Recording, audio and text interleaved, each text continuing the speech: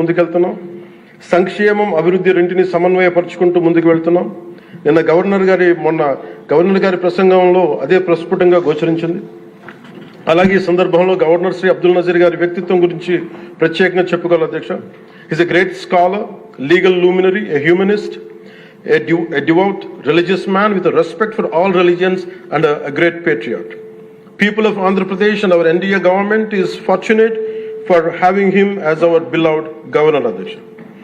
అలాంటి ఉన్నతమైన వ్యక్తి ముందు ఆ 11 మంది సభ్యులు వారి ప్రసంగ సమయంలో వెల్లోకి వచ్చి రభస చేసిన విధానం చూస్తే నాకు ఒకటే అనిపించింది అధ్యక్ష, హనుమంతుడి ముందు కుప్పి గంతులు వేయడం ఏంటారు.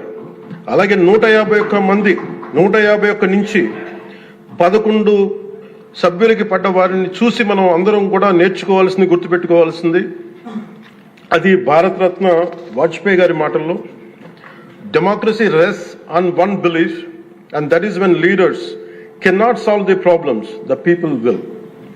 అందుకని ఇది మనం చాలా జాగ్రత్తగా మన భారతరత్న వాజ్పేయి గారి మాటల్ని మనం తీసుకోవాలి అధ్యక్ష. అలాగే under guidance of honourable CM deputy CM honourable CM Shri CBN Chandrababu Naidu garu ఈ భారతరత్న వాజ్పేయి గారి మాటల్లోనే వారు దాన్ని తెలియజేస్తాం అధ్యక్ష. The challenges we are facing ahead, మనకున్న ఛాలెంజెస్ కానీ ఉన్న సమస్యలన్నింటినీ భవిష్యత్ వికసిత్ ఆంధ్రప్రదేశ్ దిశగా ఎలా వెళ్ళాలి అని అనుకుంటే అది వాజ్పేయి గారి మాటలను చెప్తాను అధ్యక్ష. It's no problem we cannot tackle, no challenge we cannot face, no opportunity we cannot seize. Jai Hind and జై భారత్.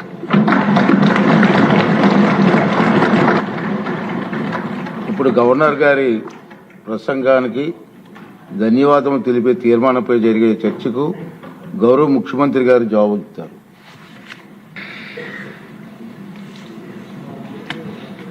అధ్యక్ష,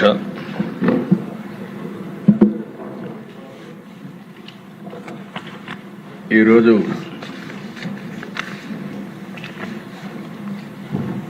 బడ్జెట్ రెండోసారి ఫుల్ ప్లెడ్జ్డ్ బడ్జెట్తో మనం సమావేశం అవుతున్నాం అధ్యక్ష. ఈ సందర్భంగా సభ నడిపిస్తున్న తీరుకి మిమ్మల్ని మనస్ఫూర్తిగా అభినందిస్తున్నాం. నా తరఫున డిప్యూటీ సీఎం గారు, బీజేపీ అందరం కలిసి మిమ్మల్ని అభినందిస్తున్నాం. ఒకప్పుడు ఈ అసెంబ్లీ బూతులకు ఒక నమూనాగా ఉంది.